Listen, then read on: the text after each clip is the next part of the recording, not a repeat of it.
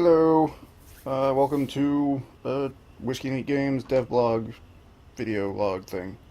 I just wanted, because I'm trying to make a thing again, and I figured this is as good a way to do marketing as any, even though nobody really seems to care. Okay, anyway, so I am attempting to create what I am tentatively calling Rocket Blocks in Unity, and it's essentially it's a Meteos clone, and here's where I am with it so far. Bing. So it's really bare bones right now. I'm just trying to get the basic mechanics of it down and working, and then I will be porting it, tweaking the code for the input to make it work on Android, and then try to release it just as to begin with just a basic time attack mode with possibly leaderboards if I can figure out how to make that work. But right now, no, not yet. Oh, there we go. Boom. So you match 3 and they take off. Hooray! And it's acting a little weird right now because I don't have an escape velocity sort of thing to actually do the scoring and destroy the blocks. So they start thrusting and they go up and down so long as they're in the main play grid. They have thrust added to them that pushes them up to for 3 seconds, and then after 3 seconds the thrust is no longer applied, and then they fall back down like so. And so you get that, and it works horizontally or vertically. What the hell just happened? Oh no. Yeah, that's a bug. That's not good.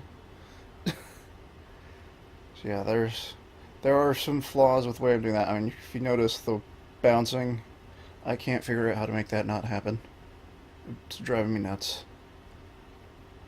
Yeah, see the way they all bounce like that when they land.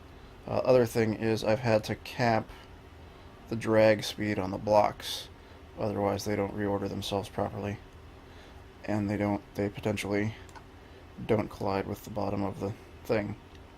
That I'm gonna have to fix. So once it's above it, but yeah, the ones that are on the bottom row, you can drag down directly, which is a problem. And yeah, there's no scoring yet, but it thus far, yeah. And also, when they're a horizontal match, they don't lock together. And I guess you launched previously, so I need a conditional to keep you from counting as a match 3. Yeah, I need to. There's obviously there's still a lot of work to be done here. It's like I have to have them change the materials once they launch so that they don't to a material that no longer qualifies for launching. I have to have a escape velocity that adds up my scoring and destroys the blocks once the rockets go through. I do not know what is happening here. Ah, I know what's happening there.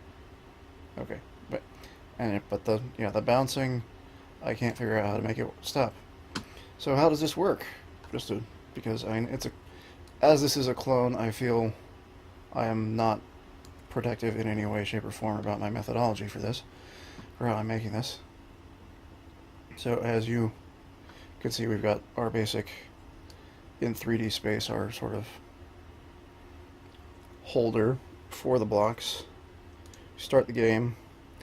See all these lines, these are a bunch of cubes on the back that are sort of the grid, and they do a raycast forward. So when the actual blocks that are playing fall through, they intersect that raycast, and that sets an array in my game controller sort of thing. This is Unity, obviously, because I'm not building a 3D engine on my own. And then when you click on a block in the game area, that moves the block forward out of the thing so that can move it so it moves freely up and down. And then all the other blocks in the background, they also do a raycast forward, so that when that ray is intersected. That's a problem. Oh, that's right. It's like, why did that happen? Because like when you click on it and it pulls the block forward, it sets all the blocks above it to kinematic unless they're falling down for the first time. Which yeah, maybe need to have something, or switch that into being on the click. But yeah, you move it you intersect the ray, and then that moves the block up and down. And that's why I've had to cap the speed that that you move it at, because if you move it too quickly, then since the raycast thing evaluates once per frame. If the block moves too quickly, it can potentially go past the ray in the space between frames, so it doesn't get evaluated, and that causes a lot of bad stuff to happen. And yeah, the array that all the blocks are stored in, that's how I evaluate what the matchers are, and then it does a thing on every frame. It iterates through the array and checks for matchers, and if they're matchers, then it sets a flag that says that they get to launch, and then it goes through and finds all the blocks that are set to launchable and then launches them. There are a couple of flaws with this methodology that I need to figure out how to fix, because if the way in order to keep from getting errors with like out of bounds for the array reference errors or null reference errors, which cause all sorts of problems, I'm starting the array counts for the match evaluation. It counts from here to here and here to here, so it leaves outside the ones on the far edge, and just checks the one next to it. So on the option, that is bad. Why does that happen? Well, I know why that happens. It's because the fucking Unity's physics are dumb.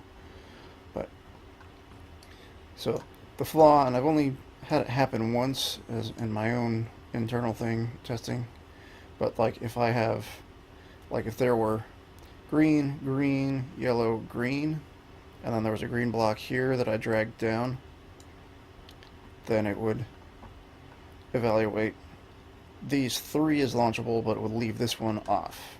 This one would not go, so I need to figure out a better way to handle that. And the other thing I need to figure out is, as you can obviously see, they're not connected when they launch, and I need to make them connect when they launch. But I feel a pretty solid foundation, so I figure out those problems.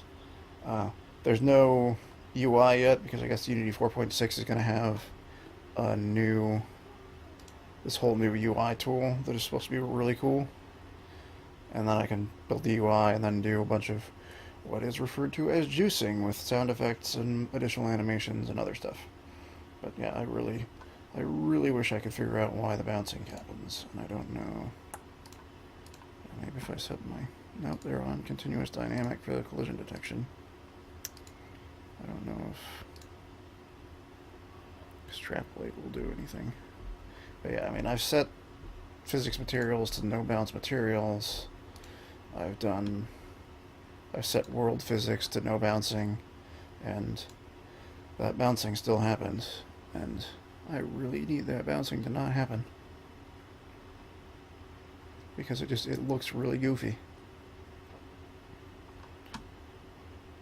Well, it was very rare that I get a full row spawn like that. Boom. Yeah, see there. That just happened there. All four of those should have launched, not just those three in the middle.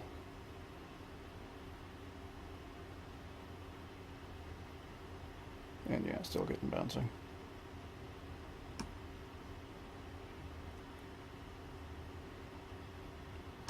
Okay, so I need to figure out that bug.